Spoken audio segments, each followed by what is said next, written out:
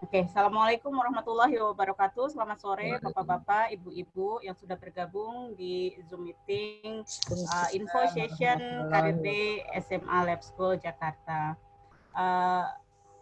Sebelum kita mulai, kita buka dulu pertemuan sore ini dengan sama-sama membaca basmalah. Semoga diberikan kemudahan, kelancaran, dan apa yang kita lakukan mendapatkan keberkahan.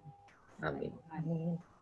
Terima kasih Bapak Nugroho dari BINUS University yang sudah nanti berkenan memberikan materinya, dan juga rekan-rekan dari Universitas Parahyangan Bandung. Langsung dari Bandung ada Mbak Kenny dan Mbak Sipura ya, saya panggil Mbak karena masih imut-imut. Oke, terima kasih juga Bapak Ibu Guru SMA Lab School yang sudah bergabung. Dan juga teman-teman guru BK yang berkenan untuk bergabung di sore ini, terima kasih. Dan juga anak-anakku sekalian SMA Lab School Jakarta kelas 10, 11, dan 12 yang Ibu sayangi dan Ibu banggakan. Lab School. Ya. Lab School. Oke. Kita akan memulai sesi ini. Ini merupakan rangkaian dari kegiatan Karir Day yang kita buat untuk tahun ini. Memang sedikit beda karena kita juga menyesuaikan dengan kondisi saat ini masih situasi pandemi. Jadi kita menyelenggarakan semua kegiatan dalam bentuk offline. Begitu juga dengan Karir Day ini. Kita buat sesinya memang tidak terlalu panjang durasinya karena juga membatasi waktu interaksi anak-anak di depan laptopnya. Mereka tadi pagi sudah belajar kurang lebih 4 jam, lalu mereka juga ada beberapa dari mereka konsultasi, dan kita siapkan waktu 1 jam ini untuk mereka, 1,5 jam ya, untuk mendengarkan informasi ini. Pak Fadrin, apa Pak Anu sudah bergabung? Atau Bu Rina? Rina udah, Bu. Siapa? Bu Rina. Oke, Pak Anu masih itu ya. Oke, nanti sambil menunggu kita lanjut saja. Nanti akan dipandu oleh Ibu Ulfa Soraya. Kebetulan beliau mengajar biologi, ya, wali kelas 11. Nanti Bu Ulfa akan memoderatori sesi klaster ekonomi. Ya, nanti ada beberapa lagi jurusan-jurusan lain yang akan kita kupas tuntas, ya. Jadi memang sesi ini kita akan mengupas tuntas tentang jurusan ekonomi. Supaya nanti anak-anak juga dapat menentukan mana yang cocok dan mana yang sesuai dengan karakteristik mereka. Memang kami menekankan kepada mereka tidak ada yang bagus, tidak ada yang kurang bagus ya, tapi semuanya sesuai dengan karakteristik dan keunikan masing-masing siswa di perguruan tinggi tersebut. Seperti itu. Mungkin sambil nanti menunggu ketika nanti Pak Ano masuk dia memberikan sambutan, tapi kita jalan saja. Bu Ulfa, nanti silahkan memulai sesi ini. Nanti mungkin akan saya potong di tengah ketika Pak Anu sudah bergabung. Silahkan Bu Ulfa. Baik, Bu Ita, terima kasih. Bu Rina, mohon izin. Oke, Assalamualaikum warahmatullahi wabarakatuh. Waalaikumsalam warahmatullahi wabarakatuh.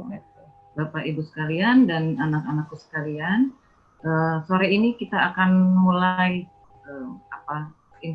pemberian informasi ya, tadi Bu Ita sampaikan ya, macam webinar tapi tidak juga webinar gitu ya. Jadi informasi tentang perguruan tinggi, dan hari ini kita akan coba bahas tentang klaster ekonomi ya. Tentunya fakultas ekonomi di setiap universitas itu mungkin ada sedikit perbedaan ya. Jadi tidak selalu sama di setiap universitas. Nah, hari ini kita hadirkan 2 universitas ya yang akan memaparkan jurusan ekonomi yang ada di universitasnya. Hari ini ada Bapak Nugroho Setiadi dari BINUS University, kemudian juga ada Ibu Kenny ya, saya panggil Mbak aja kali ya. Iya. Mbak Kenny dari Universitas Parahyangan. Bu Ulfa, punten maaf sebentar, ya. Pak Anu sudah bergabung. Pak Anu mungkin berkenan memberikan pengarahan dulu. Baik. Silakan Bu Ita. Silakan Pak Anu. Silakan. Terima kasih Bu Ita. Bismillahirrahmanirrahim. Assalamualaikum warahmatullahi wabarakatuh. Waalaikumsalam warahmatullahi wabarakatuh. Selamat sore, salam sejahtera untuk kita semua. Pak Nugroho dari BINUS Internasional, Mbak Kenny dari Universitas Parahyangan, Bu Ita Bapak Ibu guru yang lain, Bu Ulfa selaku moderator, anak-anakku, angkatan GB ya ini berarti ya, yang Bapak sayangi dan Bapak banggakan. Let's go. Let's go.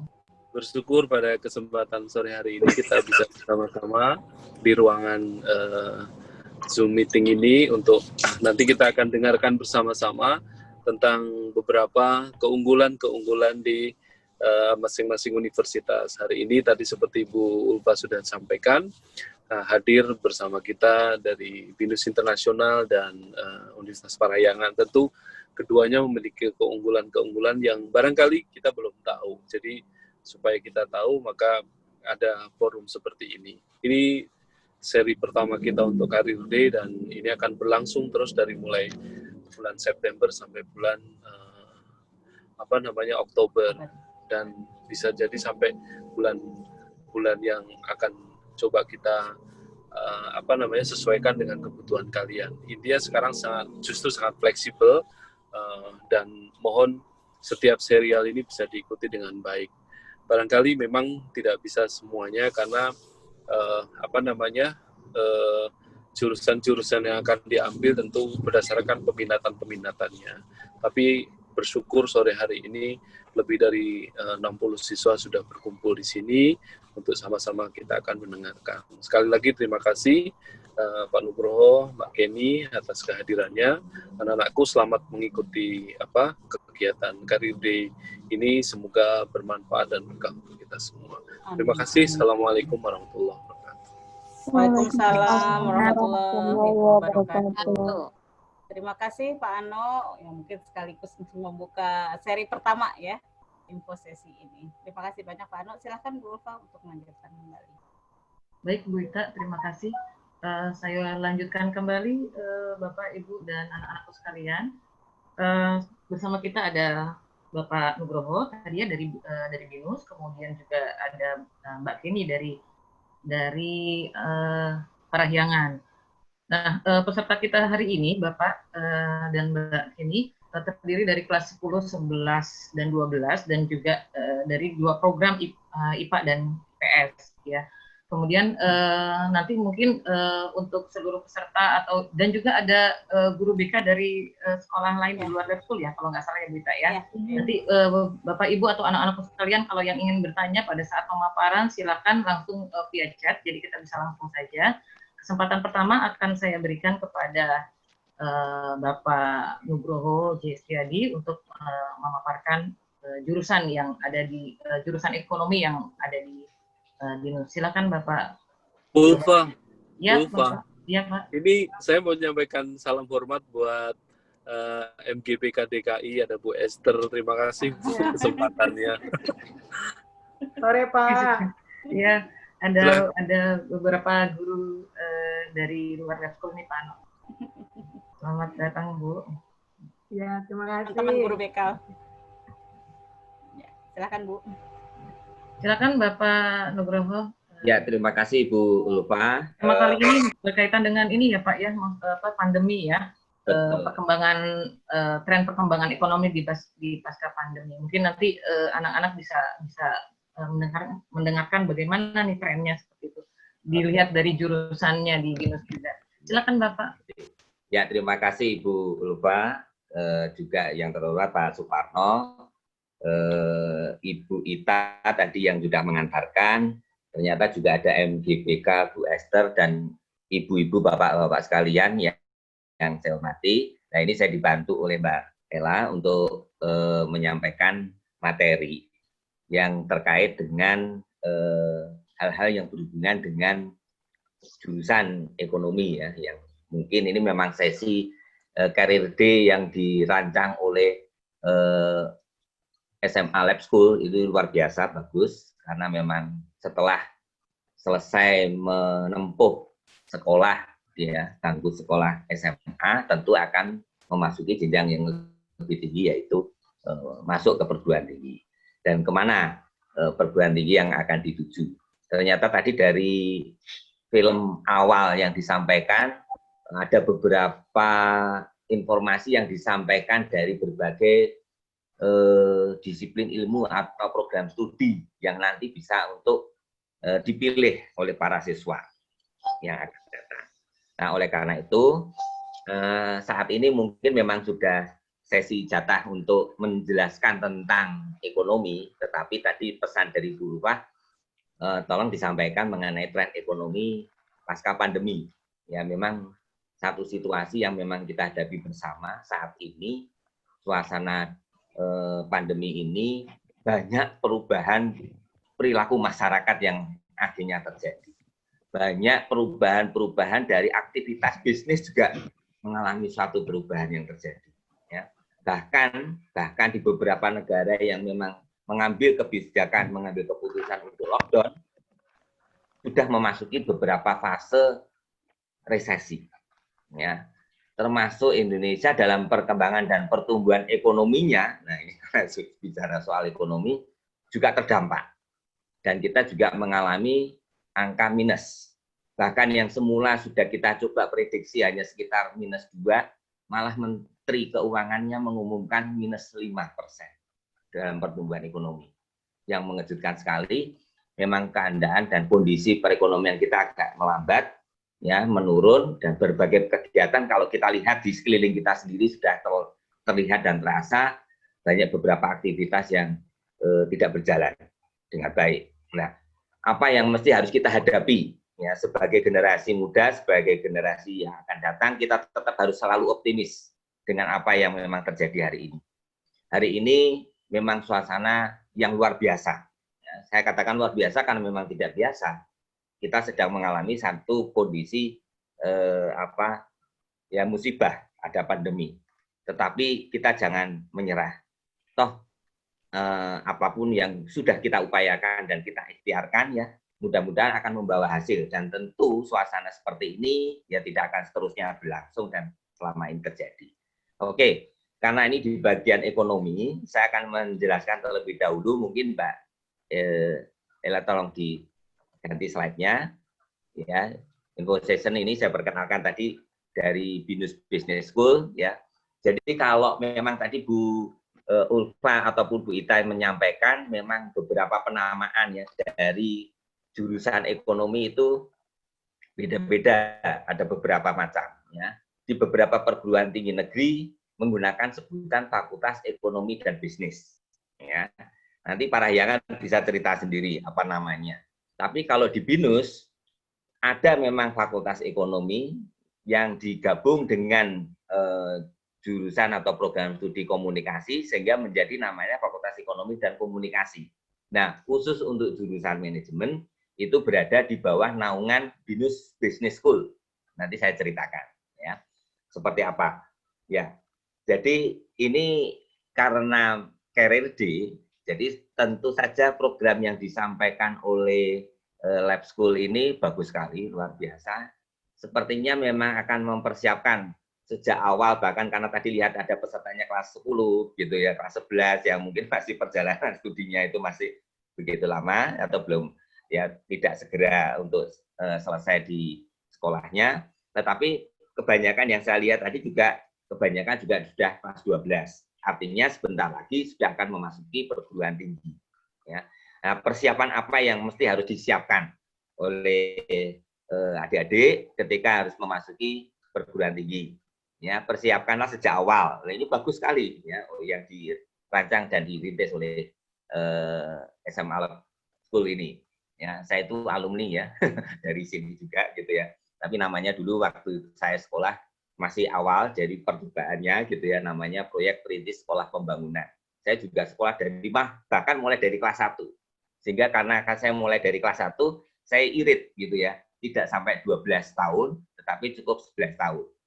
Zaman dulu begitu ya. Nah, perlu kita siapkan apa yang menjadi keinginan masing-masing ketika akan memasuki perguruan tinggi ya. Ketahui minat dan bakat sejak awal ya. Ini mungkin nanti yang akan memberikan tips-tips semacam ini memang guru-guru BK ya, tentu saja ya, yang akan mengarahkan apa yang sebenarnya menjadi minat dan bahkan bakatnya ya. Pilih jurusan yang tepat ya, nanti mungkin juga akan diarahkan. Maka oleh karena itu beberapa paparan dari berbagai program studi yang sudah diselenggarakan oleh SMA Lab School ini luar biasa, dan saat ini hari ini kita jatah untuk membicarakan soal ekonomi, dan saya diberi pesan, ya ceritalah mengenai perkembangan ekonomi pasca pandemi, ya, pasca saja ya, jangan pasca seperti ini ya, tapi nggak apa-apa, kita juga situasi saat ini hadapi, paskanya juga seperti apa akan nanti kita siapkan bersama-sama ya. Perhitungkan juga peluang kerja dan karir, ini penting ya, jadi apa yang harus kita siapkan. Terus pilihan yang bisa adik-adik pilih nanti, apakah akan memilih program diploma atau program sarjana gitu ya.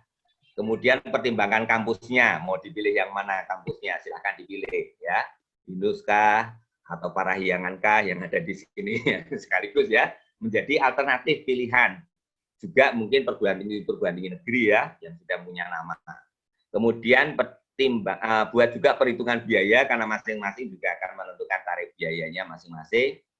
Nah, kemudian pilih yang terbaik gitu ya, yang sesuai dengan kemampuan yang ada gitu ya. Kemudian cari tahu juga profil alumni, itu penting ya. Jadi mungkin cerita-cerita yang sudah disampaikan oleh para alumni itu menjadi referensi untuk menjadi pilihan. Oke, karena ini bagian ekonomi, saya akan saya antarkan terlebih dahulu. Bu, silakan slide berikutnya. Ya, bahwa ketika saudara memilih ya, yang ada di katakanlah fakultas ekonomi, ya, itu memang akan bakal menjadikan saudara nanti lulus menjadi seorang sarjana ekonomi. Ya, ini tadi pilihan, apakah Anda pilih sarjana atau diploma. Ya, kalau diploma adalah pendidikan vokasi, karena pendidikan vokasi itu lebih banyak porsi prakteknya ketimbang misalnya konsep teoritis. Ya. Nah, ketika akan Anda pilih untuk sarjana, maka keilmuannya yang akan lebih diperkuat, ya, karena akan diperkuat. Nah, di dalam rumpun ilmu ekonomi, ya, rumpun ilmu ekonomi, jadi dalam sarjana ekonomi itu sebenarnya terdiri dari 3 program studi, ya, 3 program studi. Yang pertama adalah ilmu manajemen, ya. Kemudian yang kedua ilmu ekonomi dan studi pembangunan, gitu. Yang ketiga ilmu akuntansi. Yang tadi saya lihat, saya berkenalan dengan Mbak Kenny karena masih muda, ternyata dari jurusan akuntansi, tapi satunya dari manajemen ya. Tidak ada yang mewakili saat ini untuk yang bercerita mungkin mengenai ilmu ekonomi dan studi pembangunan. Tapi nggak apa-apa, saya akan cerita karena saya dulu waktu kuliah di Universitas Jenderal Sudirman, ketiga program studi ini ada, gitu ya. Jadi saya bisa bercerita. Oke, nah masing-masing itu apa yang akan dipelajari, yang akan didalami. Ini saya ceritakan terlebih dahulu, nanti baru akan kita siapkan apa yang harus kita hadapi ketika Anda sudah menentukan pilihan jurusan. Ya.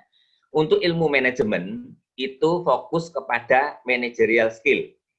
Jadi, yang dipelajari pada program studi ilmu manajemen, itu memang memberikan mata kuliah yang memberikan bekal-bekal manajerial yang akan akhirnya nanti saudara mempunyai keahlian manajerial. Apa saja yang ditangani? Ya, manajemen itu dari kata to manage, artinya mengelola. Jadi apa yang dikelola? Ya berbagai bidang seperti keuangan, kemudian pemasaran, operation, produksi, ya, kemudian sumber daya manusia. Nah, itulah intinya dari beberapa fungsi-fungsi yang akan dikelola dalam ilmu manajemen. Ya. Di samping itu, karena namanya juga manajemen, maka lulusannya tentu yang akan diharapkan menjadi seorang manajer. Ya, orangnya berarti manajer sebutannya. Maka di sini juga akan dibekali ya, perkuliahan yang berkaitan dengan leadership, yang berkaitan dengan kepemimpinan, ya, yang dikaitkan dengan pengelolaan organisasi, mengembangkan organisasi, gitu ya. Juga hal-hal yang berkaitan dengan strategic planning, karena biasanya yang memang akan melakukan tata kelola ini untuk kepentingan organisasi bisnis, gitu ya. Jadi seperti apakah yang harus dihadapi dalam menghadapi persaingan-persaingan bisnis? Inilah core kompetensi yang ada di ilmu manajemen. Ya. Jadi kalau profesi setelah ini apa? Ya tentu saja akan menjadi seorang manajer, itu aja intinya. Ya. Nah, sekarang yang ilmu ekonomi dan studi pembangunan. Fokusnya pelajaran-pelajaran yang banyak diikuti mengenai, sebentar Bu, ya, masih tetap ya, teori-teori ekonomi. Ya, teori ekonomi.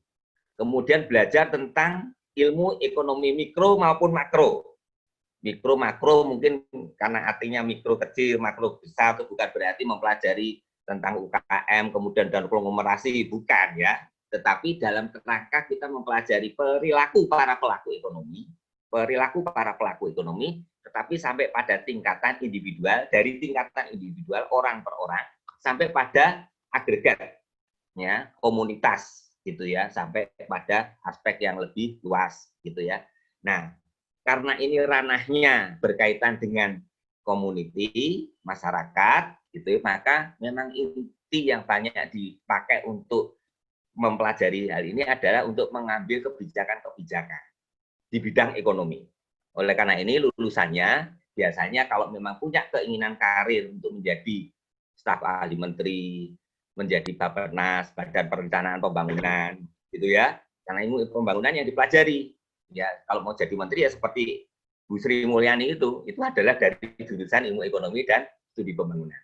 Kemudian kalau yang jurusan akuntansi, karena nanti ada Mbak Kenny juga akan bisa dijelaskan, ya, itu fokus kepada penyajian informasi akuntansi, ya, analisis mengenai laporan keuangan, kemudian didalami juga mengenai cost based analysis, gitu ya, dan analis akuntansi keperilakuan. Sekarang lagi trennya ke arah sana. Ya, silakan nanti itulah yang menjadi wacana dalam pilihan-pilihan program studi yang ada dalam lingkup, ya, sebenarnya ilmu ekonomi. Ketiga-tiganya akan nanti selesai menyandang sarjana ekonomi. Ya, ketiga-tiganya ini akan menyandang gelar yang masih kita gunakan sarjana ekonomi. Oke, setelah fokus, karirnya kemana? Yuk Mbak, minta di slide berikutnya. Ya. Karir profesinya. Nah, untuk jurusan manajemen, ya saya akan mulai dari yang paling dulu. Katakanlah ketika lulus, ya tentu tidak langsung menduduki satu puncak ya karir gitu. Diawali dari mau ikut dulu kepada orang lain gitu ya. Jadi bekerja ya, katakanlah bekerja. Kapankah kita siap bekerja? Nah, ketika kita siap bekerja akan menjadi staf ya. Nah, staf seperti apakah yang memang banyak dibutuhkan dalam karir-karir profesi ya. Kalau di ilmu manajemen tentu saja nanti akan menjadi staf-staf fungsional seperti tadi. Anda akan ada bekerja di bagian keuangan, ada bekerja di bagian operation ya, yang akan melakukan tata kelola. Anda akan masuk ke manajemen pemasaran gitu ya, di bagian pemasaran, marketing, atau Anda akan mengelola sumber daya manusia yang ada di perusahaan. Misalnya betul-betul menjadi staf ya. Setelah nanti akan meniti karir, saudara akan bisa menjadi ya, manajer, tentunya pimpinan puncak ya. Itulah jenjang karir yang akan dirintis ya setiap pekerja. Oke. Samping itu, kalau toh Anda menjadi pekerja, Anda juga boleh bekerja mandiri. Ya. Lulusan ini karena sudah dibekali pengetahuan tentang managerial skill, maka Anda juga bisa menjadi seorang konsultan.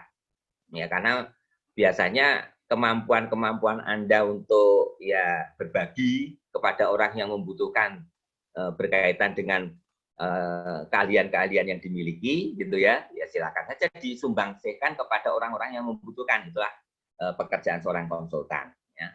Tetapi yang jelas karena jurusan manajemen ya harapannya akan menjadi seorang manajer. Nah, di level apapun gitu ya. Ya tentu saja Anda rintis mulai dari supervisor itu juga sudah masuk kategori manajer. Kemudian di middle management gitu ya, middle management itu yang menjadi manajer fungsional, menjadi manajer keuangan, manajer operation, manajer sumber daya manusia dan seterusnya. Nah, atau menjadi seorang pelaku bisnis. Ya, karena memang saudara memang sudah berusaha untuk merintis usaha, ya menjadi seorang wirausaha, maka di jurusan manajemen ini Anda siap untuk bisa mempelajarinya. Oke. Nah, kalau karirnya di ilmu ekonomi dan studi pembangunan gitu ya. Tentu saja memang itu banyak berkecimpung dengan aktivitas yang dilakukan oleh penguasa gitu atau pemerintah. Jadi kalau Anda lulus seperti ini, Anda sudah mendapatkan bekal pengetahuan ini, Anda sudah siap untuk menjadi seorang staf pemerintahan. Ya, silakan Anda bekerja di sana. Dan memang tugasnya sebagai regulator tentu akan mengambil kebijakan-kebijakan yang dipakai ya. Atau nanti kalau Anda mau merintis bakal menjadi seorang kepala daerah. Nah, ini yang akan bisa dirintis untuk ketika Anda mempelajari di ilmu ekonomi dan studi pembangunan. Jadi kalau dari jurusan-jurusan ini kebanyakan nanti yang mencalonkan jadi calon bupati, calon wali kota, calon gubernur, calon presiden, nah, termasuk ya calon menteri. Nah itu biasanya memang berasal dari jurusan ini. Oke, kemudian kalau yang jurusan akuntansi, karir profesinya di mana? Ya, kalau misalnya di staf ya di staf bidang keuangan, karena memang kebanyakan memang banyak berkecimpung untuk menangani persoalan-persoalan yang berkaitan dengan keuangan. Gitu ya. Profesi yang dikembangkan nanti seorang akuntan tentu saja. Tapi juga bisa menjadi seorang auditor, gitu ya, atau financial advisor, gitu ya. Ya silakan nanti Anda kembangkan karir-karir ke depan. Inilah lingkup yang bisa ditekuni sebagai karir dari mereka yang sudah memilih jurusan dan akan menjadi seorang sarjana ekonomi. Ya. Oke, selanjutnya, Mbak. Mbak, ya. Nah, sekarang tantangannya yang ke depan. Karena kita akan tadi sesuai pesan dari Bu Ulfa. Ya. Kita berceritanya pasca pandemi saja deh. Gitu ya. Kalau masa pandemi memang kita sudah melihat suasana seperti ini ya, banyak yang tidak bisa berjalan bergerak dan bahkan kegiatan ekonominya menurun, minus ya. Banyak kegiatan yang akhirnya tidak berjalan. Tetapi banyak yang kemudian beralih ya, pada bidang-bidang usaha yang justru pada suasana seperti ini ada hikmah yang bisa diambil. Ketika seperti ini, industri masker ini justru banyak berkembang. Ya. Kemudian industri jasa logistik itu justru juga berkembang. Ya, karena kebanyakan orang tinggal di rumah, kemudian tidak ingin melakukan sosial activities gitu ya, yang sering berinteraksi dengan masyarakat karena kita diminta untuk jaga jarak dan sebagainya, maka mungkin lebih baik tinggal di rumah. Nah, ketika tinggal di rumah, maka kita sudah dilengkapi dengan berbagai smartphone ya, alat-alat elektronik yang dekat dengan kita, dan kita bisa pesan apa yang kita butuhkan dan nanti siap diantarkan. Maka industri yang bergerak di bidang elektronik ini, e-business, justru berkembang. Ya. Dan juga industri yang menekankan pada jasa logistik itu juga justru berkembang. Ya. Jadi memang setiap kejadian itu ada saja yang berdampak kepada beberapa sektor, tetapi juga di sektor yang lain juga bisa mengambil manfaat dari kejadian-kejadian seperti ini. Nah, yang terpenting dari semua ini, karena misalnya ini saya terus terang dari ilmu manajemen, nanti bagiannya Mbak Kenny lah nanti yang akan cerita banyak yang dari jurusan akuntansi, maka akan saya lebih tekankan kepada apa yang akan disiapkan dari jurusan manajemen. Perlu saya sampaikan, BINUS ya, hanya juga memiliki 2 jurusan. Ya, karena ini memang kemampuan perguruan tingginya untuk bisa menyelenggarakan program studinya. Satu program studi yang saya sebutkan tadi ilmu ekonomi dan studi pembangunan, dari BINUS memang kita tidak buka program ini. Ya, memang kebanyakan yang membuka program studi ini adalah perguruan tinggi negeri seperti Gajah Mada, UDIP, ya, UI, itu masih tetap membuka program studi ini. Nah, kita juga berpikir kalau memang ada mahasiswanya, ada animo yang student yang mau menekuni program studi ini, ya tentu akan kita buka. Tetapi karena yang banyak diminati pada rumpun ilmu ekonomi ini di 2 jurusan, maka yang kita buka memang hanya 2 jurusan. Nah, khusus untuk program studi manajemen,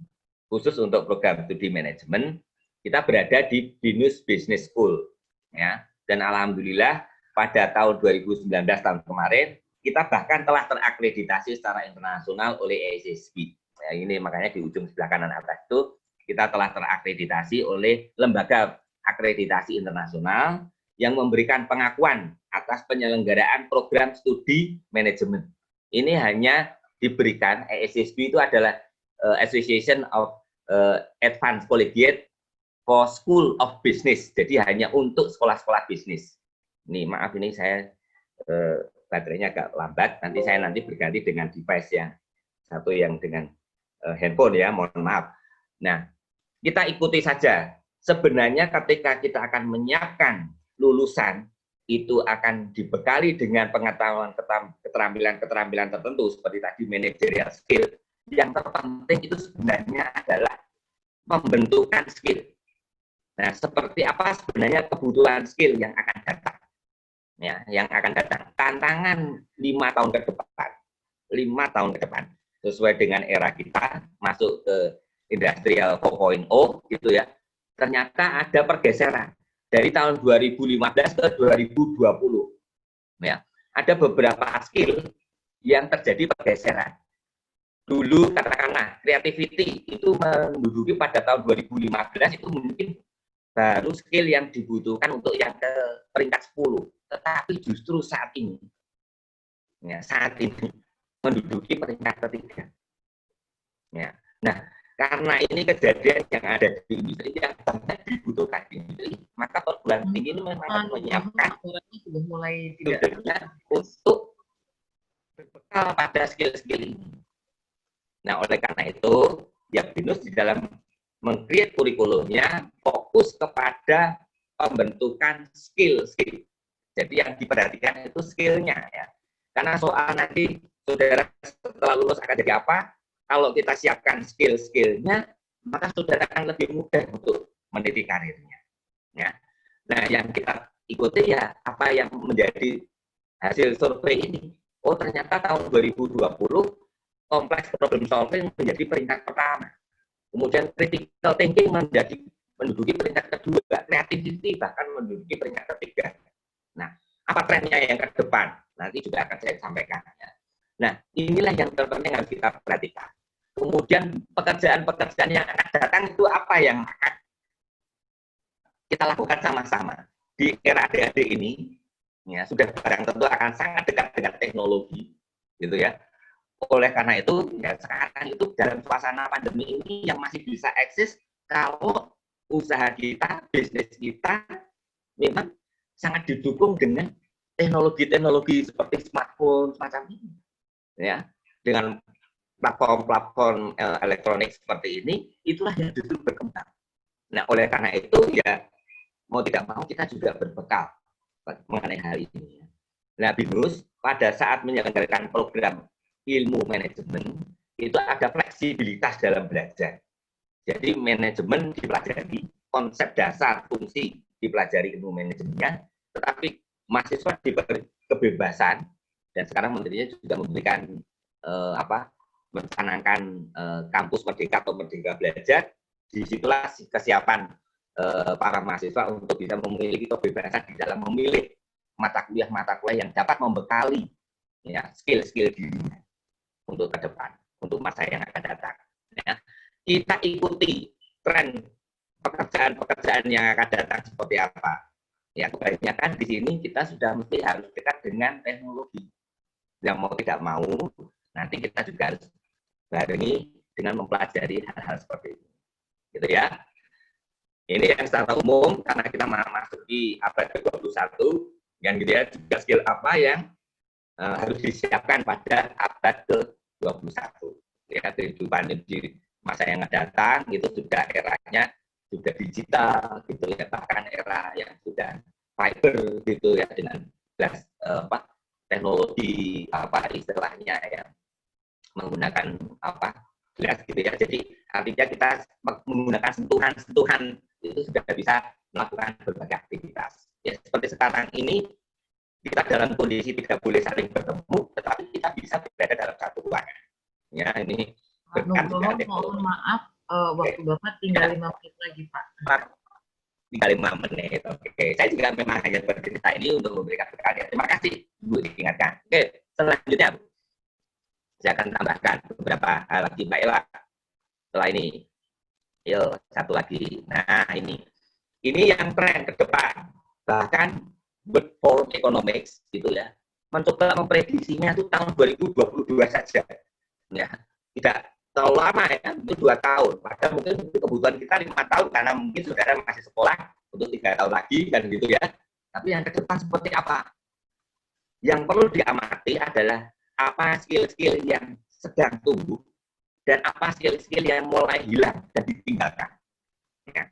Ikuti perkembangan itu. Banyak saudara mungkin sudah melihat ketika ada bank yang tidak ada orangnya. Nah, bahkan yang ada hanya satpam. Ya. Ketika saya datang ke berkunjung di satu lembaga keuangan bank, gitu ya, kok sepi ruangan nggak ada apa-apa, kemudian dihampiri oleh seorang satpam. Bapak mau perlu apa? Ini mau memasukkan uang. Saya tentunya keinginannya menemui teller gitu ya atau customer service. Gitu. Oh boleh Pak, saya bantu diantarkan di sebuah mesin. Kemudian transaksi apa yang diminta, kalau memang belum paham, diajari. Satpam sudah mempunyai bekal pengetahuan dan skill yang bisa menangani apa yang dilayani, yang harus dilayani. Dan tentu saja ada yang hilang, tellernya tidak perlu lagi, customer service-nya juga hilang. Nah ini yang harus diperhatikan ya. Oleh karena itu, dalam kehidupan yang akan datang juga saudara harus siap-siap seperti itu. Oke? Jadi disinilah yang akan saya berikan gambaran. Lanjut, ya, perlu bekali dengan beberapa hal yang berkaitan dengan digitalisasi, kuasai mengenai ini. Ya, lanjutkan. Nah, satu lagi, Pak. Pak, mohon maaf, suaranya agak kurang terdengar jelas, Pak. Agak keresak-keresak gitu, Pak. Oh, gitu. Mohon maaf. Atau saya ganti ya, ganti di PS ya. Mungkin saya sebentar. Oke.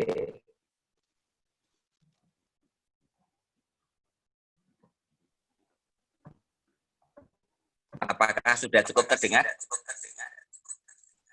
Iya Pak, sudah cukup Pak. Ya, ya. Makasih. Nah, khusus untuk program manajemen di BBS, ya di BINUS Business School, ya UP itu undergraduate program atau S1 lah istilahnya. Nah, ya itu fokus kepada managerial skill dan leadership. Pak, maaf, suaranya feedback. Mungkin yang di laptop bisa feedback ya. dulu. Ya, saya keluar salah satu. Oke, terima kasih. Nah, itu fokus kepada managerial skill dan leadership. Gitu ya. Itu yang dipelajari di manajemen program. Nanti karena yang akuntansi akan menjadi jatahnya Mbak Kenny ya dan kawan-kawan, karena kebetulan saya tadi sudah sempat tanya, nanti Mbak Kenny banyaklah bercerita tentang jurusan akuntansi, gitu ya. Jadi saya tidak banyak cerita tentang jurusan yang lain, gitu ya. Oke, selanjutnya Mbak Ellen, ya. Perhatikan beberapa top 5 skill, ya. Ini yang memang banyak dibutuhkan oleh industri. Ya, ini hasil survei. Maka skill-skill kalau memang dibutuhkan oleh industri, maka skill-skill inilah yang harus dibekali pada diri kita. Nah, seperti apakah skill-skill itu akan Anda dapatkan dan penuhi? Maka ketika Anda dapatkan dan penuhi skill-skill tersebut, kan gitu ya, itu menjadi kemudahan Anda untuk bisa meniti karirnya, gitu ya. Kalau hasil survei sementara misalnya, oh ternyata mesti kita harus memiliki skill yang konsisten, inovatif, solution and oriented, design thinking, dan komitmen gitu ya, maka kuatkanlah di sini dulu, gitu ya, melalui proses tentu saja. Nah, bagi perguruan tinggi yang menyelenggarakan program studi yang akan memberikan bekal skill-skill tertentu, tentu akan dikembangkan kurikulumnya. Ya, kurikulum itu tidak hanya sekedar deretan mata kuliah, tetapi termasuk moda pembelajarannya, metode pembelajarannya. Ya, di BINUS memberikan berbagai pola dan moda pembelajarannya pada situasi seperti saat ini kita terputuskan menggunakan multi channel. Artinya kita siap dengan teknologi online karena kita sudah lama menggunakan apa yang kita sebut dengan BINUS Maya. Jadi kita juga sudah menyelenggarakan program online-nya, tetapi ketika yang reguler, pas reguler menghadapi satu situasi seperti ini, maka kita sudah siap untuk bisa menyelenggarakan online secara penuh. Tetapi ada berbagai kegiatan yang bisa Anda nanti rasakan berbeda ketika penyelenggaraan moda pembelajaran di BINUS dengan multi channelnya. Karena nanti ada GLS, ya Global Learning System, yang melibatkan para partner dari BINUS, ya, dari industri ataupun dari para profesor di perguruan tinggi yang bermitra dengan bisnis itu ikut memberikan perkuliahan melalui forum BINUS Maya.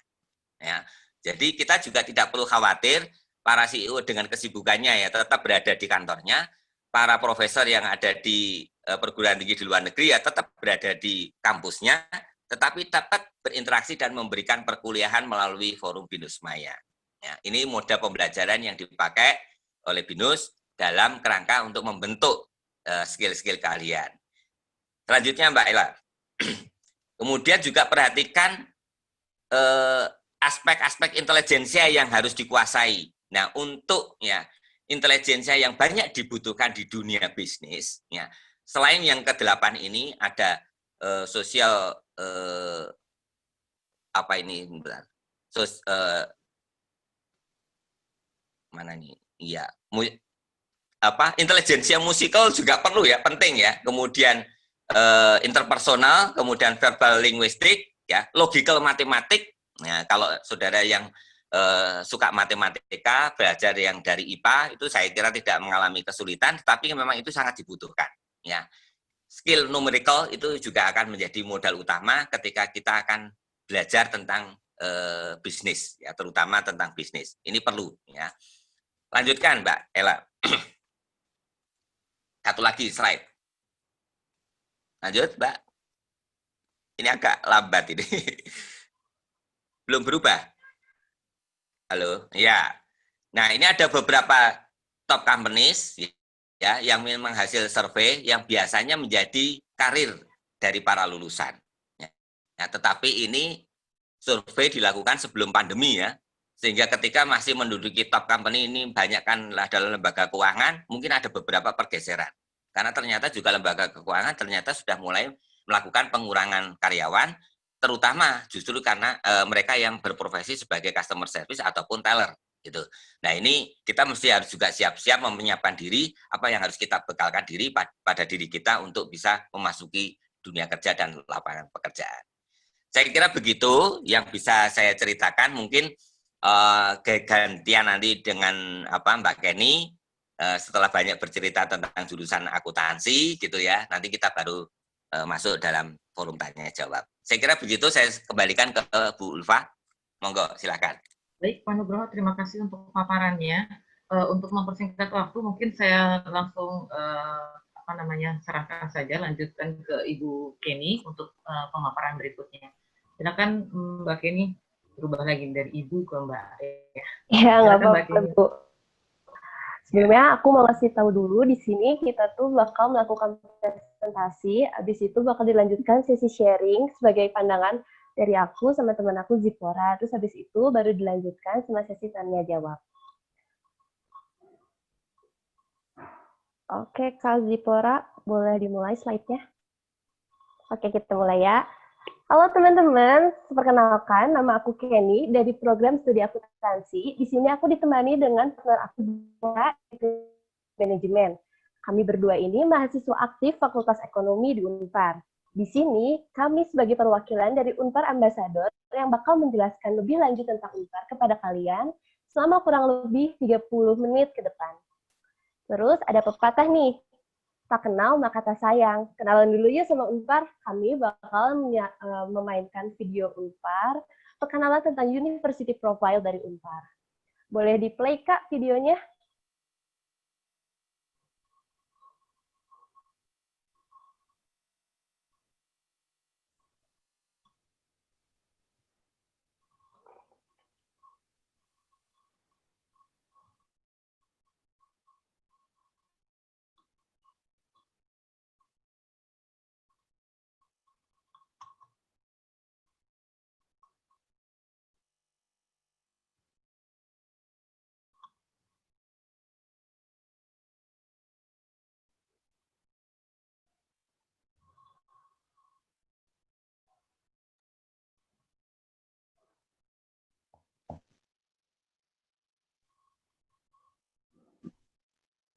Providing not just education, but experience as well. Consisting of several faculties, namely the Faculty of Economics, the Faculty of Law, the Faculty of Social and Political Sciences, the Faculty of Engineering, the Faculty of Philosophy, the Faculty of Technology, Information and Science, and the Faculty of Industrial Technology. Established in Bandung, West Java since 1955, Parahyangan Catholic University is the first private Catholic university in Indonesia.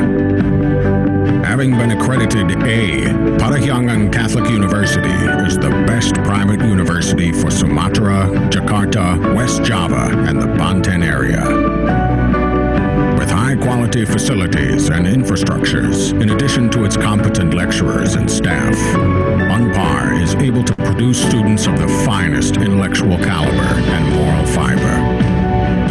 Based on divinity, UNPAR develops knowledge by conducting research to be dedicated to society at large and the local community in particular, in accordance with the Sanskrit motto, Makuning Hyang Meri Guna Santyaya Bhakti. Parahyangan Catholic University has been able to attain a myriad of achievements, both at the national and international level, in both academic and non-academic fields. UNPAR will help you explore the deepest potential in you, accommodating your talent and your desire for learning. This can be accomplished through arts, sports,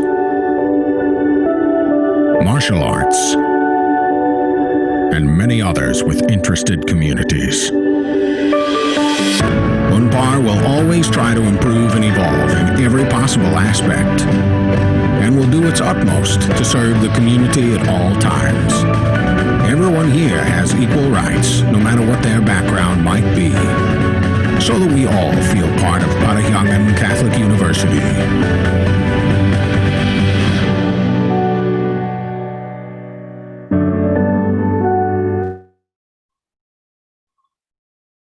Oke teman-teman, itu video singkat perkenalan dari UNPAR-nya. Oke, boleh di next slide, Kak.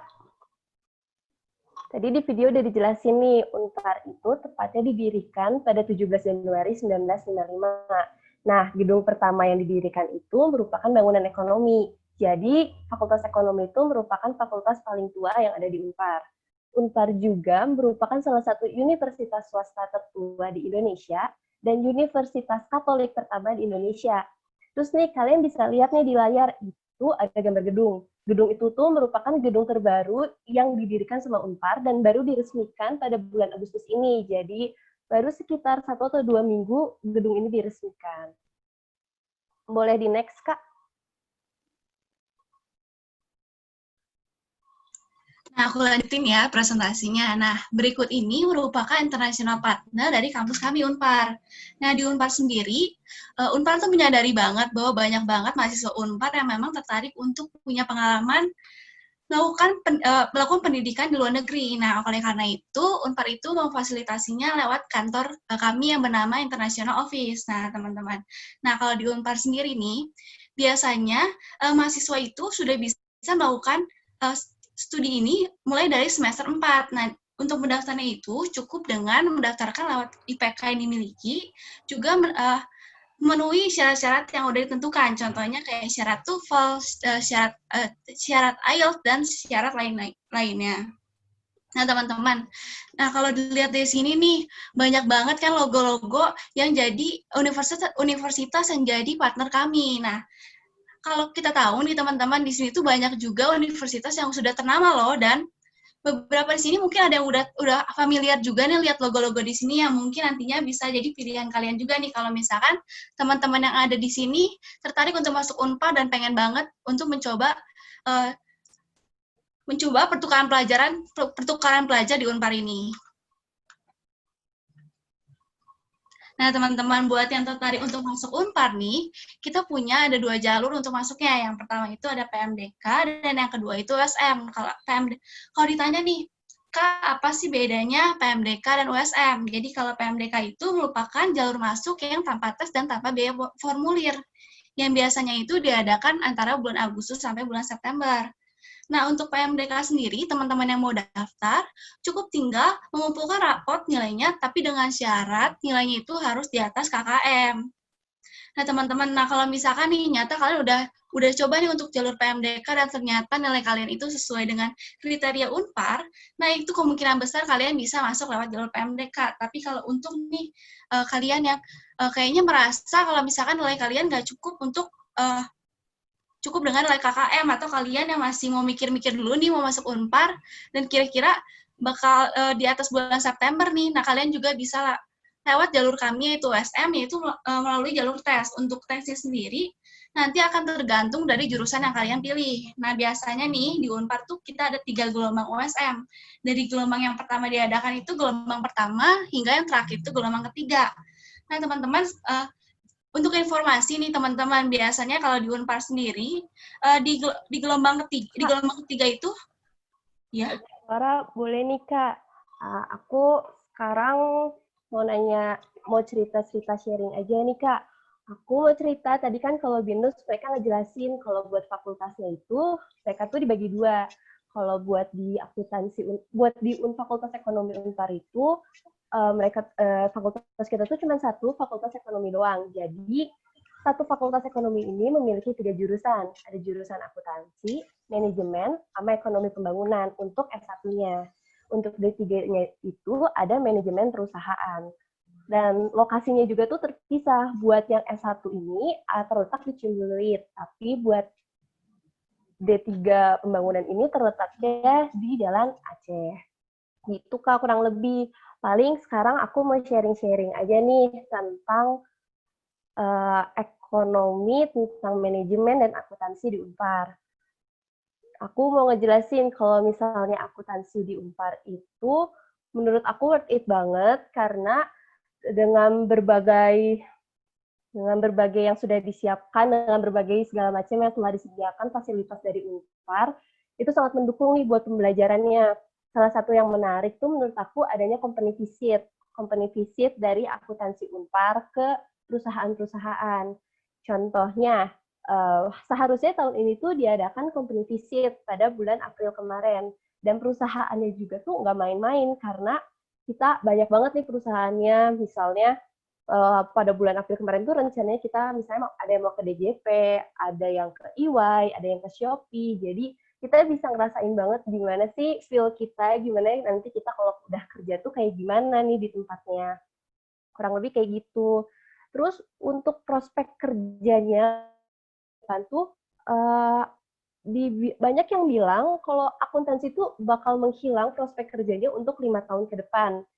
Nanti ngapain sih kuliah akuntansi? Nanti kan prospek kerjanya tuh hilang, bisa digantikan sama mesin. Menurut aku pribadi, itu tuh salah banget. Kenapa bisa salah? Karena mungkin untuk pembuatan laporan keuangannya itu bisa dibikin secara online. Maksudnya dibikin langsung dengan mesin gitu, jadi tidak membutuhkan manusia, tidak dikerjakan secara manual, tapi bisa menggunakan komputer langsung. Tapi untuk analisisnya, untuk mengetahui keadaan pasar segala macam, tetap dibutuhkan seorang akuntan untuk menganalisisnya. Jadi kata aku salah banget sih kalau ada yang bilang kalau di akuntansi itu ngapain sih masuk akuntansi, itu bakal hilang. Terus aku pengen ngasih tahu juga nih kalau di akuntansi Unpar juga kan udah terakreditasi A dan sudah terakreditasi ACCA. Jadi menurut kalian yang mau ngambil jadi akuntan, bagus banget kalau misalnya kalian ambil yang sudah terakreditasi ACCA. Terus buat suasana kuliahnya ada yang menarik juga nih dari akuntansi Unpar. Menurut aku yang rame tuh ada satu mata kuliah, namanya tuh manajemen operasional. Manajemen operasional itu jadi tuh nanti kalian bakal ngambil mata kuliah manajemen operasional ini, kalian bakal langsung ke perusahaannya, kalian sidak perusahaannya, cari data, langsung terjun, dan mata pelajaran ini tuh bakal dilombain satu angkatan. Jadi menurut aku ini ramai banget sih mata kuliah ini. Jadi kalian bisa ngerasain sambil belajar bareng teman-teman, banyakan, terus dilombain satu angkatan. Jadi worth it banget. Terus untuk prodinya juga, untuk prodi akuntansi sendiri di Unpar sih, menurut aku udah sangat worth it. Kalau menurut Kak Zipora dari Prodi Manajemen, bagaimana ya, Kak?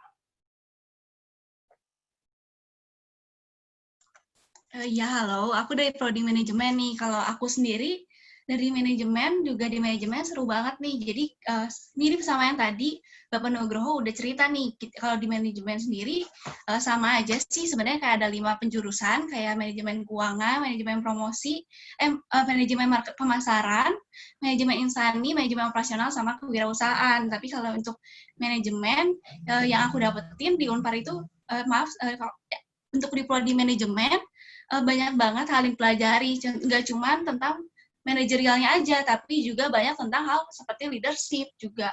Belajar tentang manajerial itu pasti, terus yang pasti juga kita bakal belajar tentang bisnis nih, apalagi buat yang tertarik untuk masuk dunia bisnis, di manajemen itu bisa jadi wadah kalian untuk belajar bisnis juga. Nah, di manajemen sendiri nih, kalau dari perspektif aku sebagai mahasiswa, senang banget bisa jadi mahasiswa manajemen, karena belajarnya itu nggak cuma teori aja, tapi banyak juga prakteknya nih. Contohnya praktek-praktek tentang organisasi, terus juga ada praktek bisnisnya, ada juga banyak praktek-praktek lainnya. Kayak gitu sih Kak Kenny, kalau dari sharing dari aku. Wah, boleh tuh, Kak. Aku penambahin juga nih untuk peluang kerja dari akuntansi.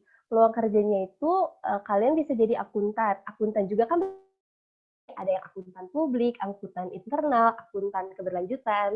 Selain itu kalau misalnya selain akuntan itu ada pula auditor internal, ada pula konsultan. Kalau misalnya kalian mau juga, kalian bisa jadi wirausahawan.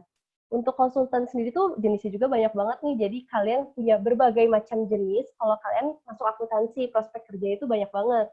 Kalian bisa jadi konsultan tax, konsultan dari information system, digital accounting, teknologi, kayak banyak banget sih kalian untuk nanti di masa mendatang. Gitu sih Kak, menurut aku juga. Untuk Kak Zipora, ada yang mau ditambahin lagi nggak Kak, kurang lebih?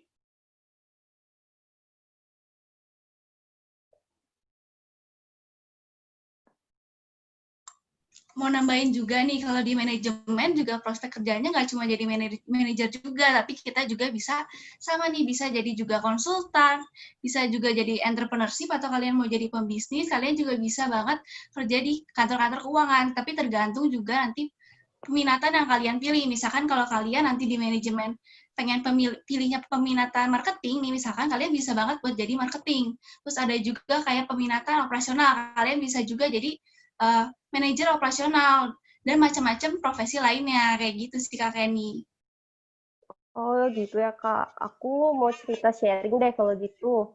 Yang asik kuliah di akuntansi, menurut aku kuliah di akuntansi itu enjoy banget, karena kalian tuh belajar nggak cuma benar-benar dari program studi akuntansi doang. Aku anak akuntansi, tapi aku belajar program studi mata kuliah dari manajemen. Aku belajar manajemen bisnis nih, aku belajar manajemen pemasaran, manajemen operasional. Jadi ramai banget sih menurut aku. Terus selain di luar mata kuliah ekonomi juga, aku bisa belajar misalnya buat bikin data mining, belajar bikin software, dan ini sangat dibutuhkan banget untuk nanti di masa depan. Apalagi kan katanya akuntansi itu di masa depan dibutuhkan banget buat yang bisa pakai komputer, bisa pakai laptop. Jadi kita tuh bakal belajar juga nih yang di akuntansi itu gimana caranya aplikasikan teknologi untuk di masa depan. Itu sih. Terus paling aku mau sharing juga pengalaman nanti kalau kalian kuliah tuh, kalian jangan males buat ikut kegiatan-kegiatan. Kegiatan itu bakal mengasah kalian menjadi pribadi yang lebih kritis. Kalau menurut aku pribadi sih, bagus banget kalau kalian ikut kepanitiaan gitu. Soalnya udah tambah rame, tambah pengalaman, tambah relasi. Pokoknya banyak banget sih manfaatnya. Jadi, menurut aku, kapan lagi kalian bakal belajar kritis sebelum masuk kerja, kalau bukan lagi kuliah. Gitu sih, Kak, kurang lebih dari aku juga. Paling aku mau nambahin doang nih quotes yang aku suka.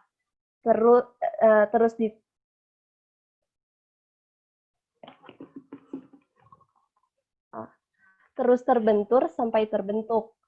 Menurut aku nanti kita selama kuliah tuh bakal banyak banget terbentur, terus banyak banget lah halangannya segala macam.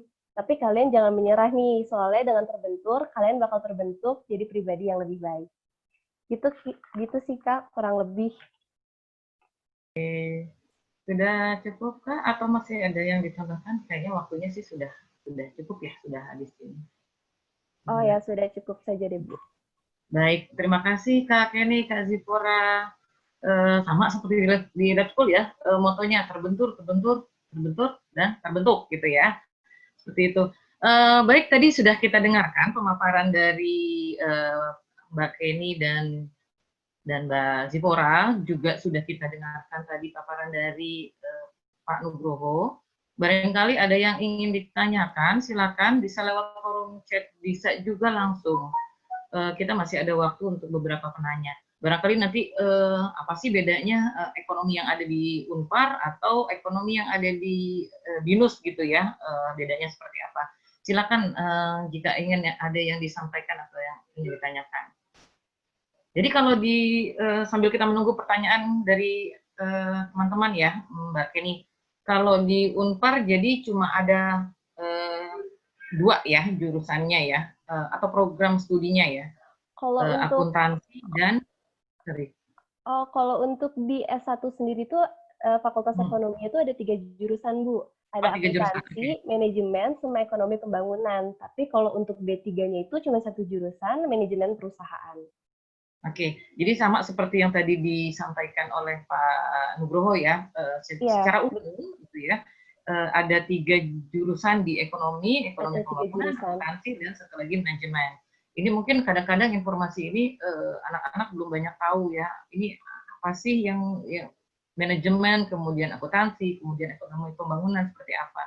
Nah kalau di BINUS saya tadi sempat lihat, itu ada sekitar 5 jurusan ya Pak Nugroho ya? Ya, betul. Dan saya tadi agak begitu baca ada agak kurang jelas, saya menggunakan handphone. Sorry.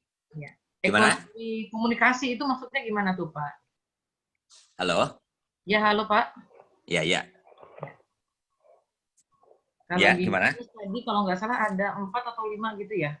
5 jurusan ya di Fakultas Ekonomi.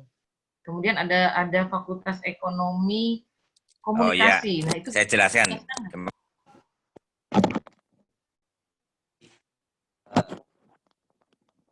Di BINUS itu untuk jurusan manajemen itu ada di bawah, kalau di tempat lain kan namanya fakultas, tapi kalau di BINUS namanya school, BINUS Business School namanya. Itu untuk jurusan manajemen. Untuk jurusan akuntansi memang tetap berada di Fakultas Ekonomi dan Komunikasi, tapi karena memang di sana ada juga jurusan ilmu komunikasi gitu. Jadi kalau fakultas itu sebenarnya hanya menaungi beberapa program studi. Jadi ya, tujuannya hanya seperti itu. Tetapi yang menjadi pilihan para mahasiswa itu adalah program studi. Jadi yang diselenggarakan oleh BINUS itu hanya ada 2, yaitu jurusan manajemen dan jurusan akuntansi. Kalau itu sama-sama berada di rumpun ilmu ekonomi. Kira-kira begitu, Bu.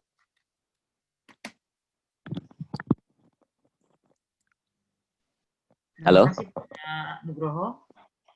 Silakan Bapak Ibu atau anak-anakku sekalian yang ingin bertanya, masih ada berapa menit lagi Bu Ita ya waktu yang bisa digunakan untuk sesi tanya jawab ini. Ya, Bu, boleh saya tambahkan sedikit? Boleh, kalau silakan. Dari jurusan ya manajemen di BINUS itu ada beberapa yang kita sebut dengan program ya. Jadi BINUS itu memiliki Global Business Marketing. Ini yang memang fokus kepada marketing. Itu program, Bu. Satu program yang bisa diikuti dalam serangkaian kurikulum yang memfokuskan kepada global business ya, marketing. Kemudian juga kita punya program IBM, International Business Management. Gitu. International Business Management. Fokus kepada bisnis yang memang berkiprah pada multinational corporation. Gitu. Kemudian ada business creation. Itu yang fokus kepada entrepreneurship. Gitu. Namanya business creation. Kemudian ada satu lagi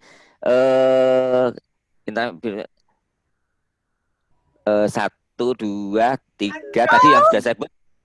Halo? Bisa tambahkan? Iya, silakan Pak.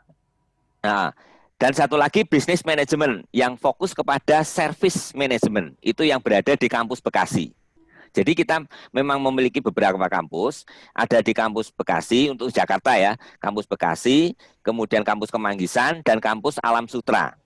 Yang internasional business management itu terselenggara di kampus Alam Sutra. Kemudian yang business creation juga ada di kampus Alam Sutra. Kalau jurusan yang manajemen, program manajemen, yang ilmu manajemen ini, kemudian bisnis IBM, Global Business Management itu berada di kampus Kemanggisan. Ya, khusus untuk bisnis manajemen yang fokus kepada service management itu ada di kampus Bekasi. Kita juga memiliki kampus yang ada di Bandung dan Malang. Yang fokus di Bandung juga pada entrepreneurship yang kita sebut dengan business creation tadi, business creation. Kita berikan nama business creation. Itu program-program yang diselenggarakan dari jurusan manajemen. Itu Bu. Terima kasih, baik Pak. Ini ada pertanyaan Pak. Ya.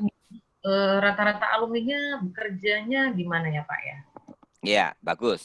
Jadi BINUS ini memang menyelenggarakan moda pembelajaran yang oleh Menteri saat ini sekarang disebut dengan Merdeka Belajar. Jadi di samping mahasiswa itu mempelajari core kompetensinya, seperti misalnya mengambil program jurusan manajemen, maka dia memang seluruh major course-nya itu memang ilmu manajemen. Tetapi mahasiswa itu menempuh apa yang disebut dengan minor program. Nah, minor program ini mahasiswa punya bebas pilihan. Karena bebas pilihan, maka dia punya fleksibilitas untuk berkarir. Gitu. Jadi yang seperti saya sebutkan tadi, ketika mahasiswa itu banyak yang lulus dan berkarir, kebanyakan hampir sebagian besar lulusannya ketika kita melakukan tracer study, itu ya menjadi pebisnis gitu ya, menjadi pebisnis, pelaku-pelaku bisnis gitu ya, wirausaha gitu. Nah, bidang apa saja? Contoh sukses yang sudah dicapai itu adalah William Tanuwijaya, itu adalah yang menggagas Tokopedia. Jadi mereka yang seperti itu. Bisnisnya kuatkan oleh platform teknologi gitu. Jadi mahasiswa yang belajar di ilmu manajemen boleh mengambil minor informasi teknologi, boleh mengambil minor istilahnya kuliner. Kalau mungkin nanti akan menekuni bidang kulineri, boleh mengambil minor kuliner. Ini karena kebebasan. Dan bahkan mahasiswa juga memiliki kebebasan untuk memilih mata kuliah ya, yang jumlahnya hanya 20 SKS. Pilihan benar-benar free elective. Free elective itu artinya saya memang mau mengambil di program studi lain seperti misalnya belajar fotografi, karena kita juga mempunyai program studi fotografi. Padahal dia mahasiswa manajemen. Manajemen boleh mengambil program studi fotografi. Mata kuliah. Boleh mengambil mata kuliah bahasa Cina. Boleh mengambil mata kuliah bahasa Jepang yang memang ada di program studi sastra Jepang, sastra Cina gitu ya. Boleh, karena memang mungkin dirinya butuh berbekal untuk penguasaan bahasa-bahasa tersebut. Ya, silakan. Jadi core kompetensinya tetap manajemen, tetapi dia boleh mengambil beberapa jurusan. Itulah sebabnya lulusannya kemana paling fleksibel itu jurusan manajemen. Jadi di mana-mana ada, ya. Mulai yang menduduki sebagai seorang pekerja staf, ahli, gitu ya. Kemudian juga menduduki tingkatan manajerial sampai pada pengusaha. Gitu, kebanyakan pengusaha gitu, karena memang banyak yang mengambil jurusan dari tadi business creation gitu, gitu Bu. Ya, terima kasih Pak. Ini ada satu lagi dari Ibu Ira. Ya. Mohon penjelasan tentang jurusan manajemen internasional di BINUS Pak. Ya, bagus, betul. Nah, jadi khusus untuk bisnis internasional, BINUS internasional, khusus untuk BINUS internasional itu di kampusnya yang ada di JWC Senayan, betul Mas. Itu program studinya, kurikulumnya sama seperti yang program reguler, tetapi moda pembelajarannya full seluruhnya bahasa Inggris. Gitu, full seluruhnya bahasa Inggris. Jadi di sini juga mahasiswa yang diterima boleh dari warga negara Indonesia, tetapi moda pembelajarannya, penyampaian materinya, perkuliahannya dalam bahasa Inggris seluruhnya. Dan memang di sini banyak juga mahasiswa yang dari luar negeri yang memang sedang di Indonesia atau sebagai apa istilahnya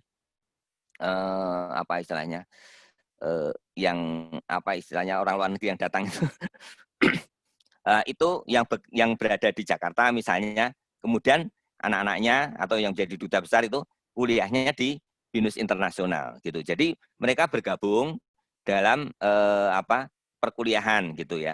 Nah, ini memang program yang kita kuatkan karena memang kita sudah mempunyai kerjasama dengan beberapa mitra di perguruan tinggi di luar dan memang seringkali terjadi student exchange. Nah, yang lebih khas dari BINUS adalah program 3+1. Artinya belajar di kampus hanya 3 tahun, yang 1 tahun itu berada di luar menggunakan program yang kita namakan dengan enrichment program. Artinya boleh pilihan magang 1 tahun, boleh. Artinya memang ikut magang di perusahaan atau industri. Kedua, study abroad. Ya. Study abroad, artinya kuliah di luar negeri dari perguruan tinggi yang bermitra yang sudah bekerja sama dengan BINUS. Ya, banyak yang sudah bekerja sama dengan BINUS. Hampir seluruhnya yang memiliki level tingkatan EECSB itu bekerja sama dengan BINUS.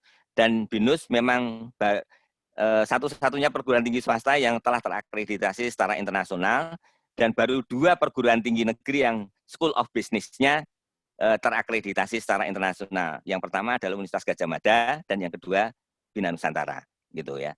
Itu dari inilah ya akhirnya bisa mendapatkan pengakuan karena kita memang juga sudah melakukan student exchange, lecturer exchange, gitu ya, kegiatan-kegiatan yang dilakukan oleh BINUS dalam moda pembelajarannya seperti itu.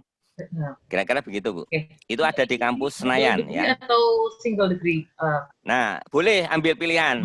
Kita memiliki beberapa program yang bisa mengambil dual program, gitu ya. Jadi nanti 2 degree bisa, tetapi nanti ya menempuhnya ada beberapa perkuliahan yang memang itu berbeda program studinya karena di luar negeri, tapi intensitas atau waktu yang ditempuh untuk di luar negeri lebih banyak dibanding dengan yang program enrichment tadi. Kalau yang 1 tahun tadi itu bukan dual degree, bukan double degree, gitu ya. Tetapi hanya credit earning. Credit earning itu artinya mata kuliah yang ditempuh di luar negeri dapat penyetaraan dan pengakuan di perguruan tinggi kita. Sarjananya menjadi sarjana ekonomi. Tetapi ketika misalnya ingin mengambil 2, maka menempuh di perguruan tinggi di luarnya lebih banyak, lebih waktunya lebih lama, gitu. Tidak cukup hanya 1 tahun. Itu yang memang biasanya dipersyaratkan dan diminta dalam kerjasama antar perguruan tinggi. Gitu. Oke. Universitas yang di luarnya itu kerjasamanya dengan siapa aja tuh Pak biasanya? Oh, banyak kita beberapa perguruan tinggi seperti Konmiski di Polandia, kemudian beberapa perguruan tinggi di Eropa gitu, itu juga. Terus di kawasan ASEAN itu dengan USM, University Science Malaysia, itu juga kita bekerja sama. Jadi kita selalu melakukan student exchange dalam kerangka tadi enrichment program yang untuk kepentingan hanya mengambil 1 semester juga boleh, mengambil full 1 tahun juga boleh, atau tadi kalau memang akan menempuh 2 degree tadi, silahkan diambil. Ya, tetapi untuk pembiayaan berbeda ya. Untuk pembiayaan nanti perinciannya ada sendiri. Nanti marketing yang bisa menjelaskan untuk itu. Ini ada tapi tidak ingin disebutkan namanya. Kalau menurut Bapak atau dari BINUS lebih baik kuliah di ekonomi BINUS internasional atau kita untuk S1-nya ya Pak ya? Atau kita ambil saja langsung kuliah S1 di luar, itu mending mana Pak kalau menurut Bapak? Oh, 1 di luar negeri gitu. Ya, nah, gini, memang gini. Nasional jadi, atau langsung aja ke luar negeri gitu. Ya, gitu. Silahkan saja. Jadi itu soal pilihan ya. Jadi kemarin kita juga melakukan analisis. Ketika kita masa pandemi, memang mobilitas penduduk antar negara menjadi sangat terbatas dan dibatasi. Kan gitu ya. Jadi dalam satu situasi seperti ini memang banyak orang yang kemudian mengambil keputusan ketika di luar negeri juga mungkin berisiko, maka ambil di BINUS juga sama. Karena kita juga menyelenggarakan program yang memang twin program gitu ya, kembar. Jadi kalau misalnya kita sudah melakukan kerjasama, kita samakan dulu kurikulumnya antar perguruan tinggi ini, supaya ketika mahasiswa itu tadi akan mau belajar ke luar negeri, ya silakan tinggal berangkat saja. Ya, tentu nanti pembiayaan akan diurus ya, akan diperhitungkan sendiri gitu ya. Itu ada perhitungannya tersendiri. Nah, itulah menjadi pilihan. Nah, karena fleksibilitas itu, silakan ya, para murid untuk mengambil keinginan langsung belajar di luar, berarti full di sana saja, kan gitu ya, ya silahkan. Tetapi kalau di sini juga mempunyai pengalaman yang menarik, karena di sini juga tidak hanya sekedar perkuliahan yang bisa dinikmati seperti belajar di luar negeri, yang kita bisa mengenal budaya di sana juga. Kalau kita juga punya kesempatan untuk belajar di sana juga, ya dalam paruh waktu misalnya seperti itu. Tetapi di hal yang menarik, pengalaman yang menarik, mahasiswa diperkenalkan dengan moda pembelajaran yang ada di BINUS Maya. Nah, kita juga terbiasa dengan moda pembelajaran yang menggunakan teknologi. Nah, inilah yang menjadi kelebihan yang mungkin bisa dirasakan nanti oleh para mahasiswa ketika mereka belajar. Gitu. Ya, silakan nanti cari testimoninya. Banyak tanya kepada para mahasiswa yang sudah melakukan belajar di BINUS, mungkin akan bisa merasakan dan bisa mengetahui bagaimana rasanya belajar di BINUS. Sebenarnya saya punya ini video, tapi tadi karena padam di kawasan Bandung Timur, jadi saya belum bisa, terus laptop saya mati, jadi saya tidak bisa menayangkan ya testimoni dari para mahasiswa BINUS gitu ya. Nanti ada kesempatan kalau saya bisa tayangkan. Permisi Bu Ulfa, mungkin saya boleh menambahkan sedikit terkait pertukaran pelajar. Nah, jadi ada satu program yang menarik nih untuk teman-teman dari Lab School. Ini terkait bagi kalian yang mau kuliah di luar negeri, namun biayanya itu terbatas dari biaya. Nah, jadi program BINUS ini seperti yang tadi Pak Nugroho sudah sampaikan, kita punya program 3+1. 3 tahun kuliah, 1 tahunnya enrichment program. Nah, enrichment program ini salah satunya adalah pertukaran pelajar ke luar negeri. Nah, hal yang diuntungkan untuk mahasiswanya adalah 1 tahun kuliah di luar negeri dengan biaya kuliahnya BINUS. Jadi tidak mengikuti biaya kuliah di perguruan tinggi yang di luarnya. Jadi tetap bayar SPP-nya SPP BINUS. Nah, itu bisa terjadi karena kita sudah kerjasama dengan mereka, jadi mahasiswa hanya butuh transfer kredit SKS-nya aja. Hanya transfer mata kuliah. Nah, jadi itulah bisa dimanfaatkan bagi teman-teman yang mau kuliah di luar negeri, namun memang terhambat dari biaya. Nah, inilah yang kita bantu untuk para mahasiswa BINUS. Begitu. Kurang lebih sih seperti itu. Ya. Ulfa, mau nanya boleh?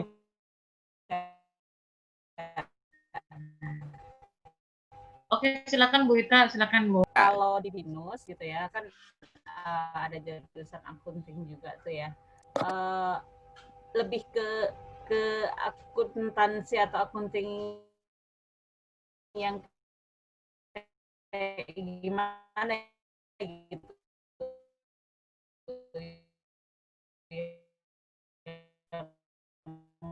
Biar siap, karena kan tadi profesi bagaimana BINUS menyikapi gitu. Kalau BINUS kan basicnya memang teknologi gitu. Betul.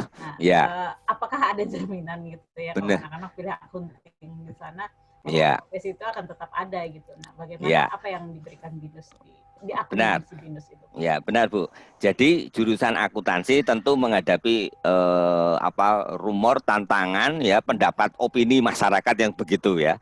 Jadi ya kita tetap kuatkan. Dari jurusan akuntansi itu ada yang namanya komputer akuntansi. Ya, jadi komputerisasi akuntansi. Jadi mahasiswa juga akan belajar mengenai teknologi akuntansi, teknologi komputer untuk kepentingan akuntansi.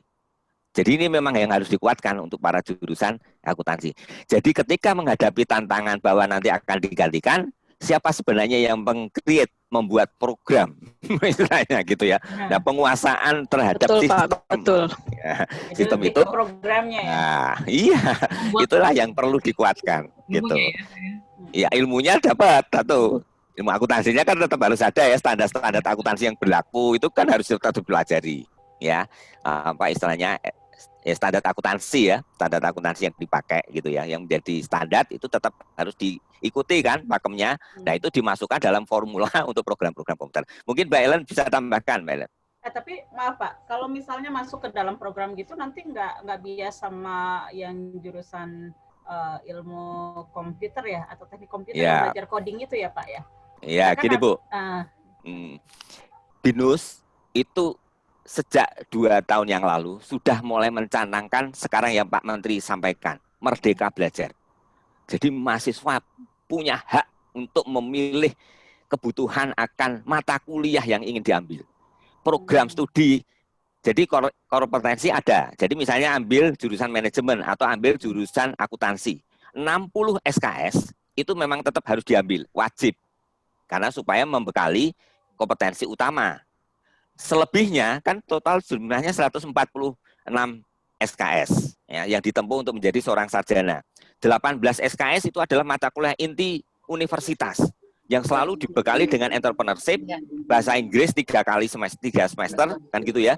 Kemudian bahasa Indonesia, Pancasila itu karakter building itu tetap selalu ada. Selebihnya itu yang dipilih. Nah, ketika memilih jurusan dari komputer science, mau dari pemrograman, silakan, nggak ada yang melarang. Boleh, karena itu menjadi kebutuhan. Jadi kita sekarang tidak pernah lagi untuk melakukan pengkotak-kotakan keilmuan. Karena tantangan ke depan, mahasiswa itu butuh fleksibilitas. Lulusan itu butuh fleksibilitas. Jadi harus bisa menguasai berbagai disiplin ilmu. Disiplin ilmu. Bukan hanya satu disiplin ilmu. Oleh karena itu diberi kebebasan.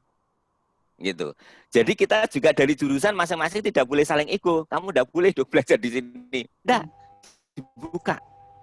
Kuliahnya yang nanti campur. Mahasiswa yang dari jurusan manajemen belajar di sastra Cina.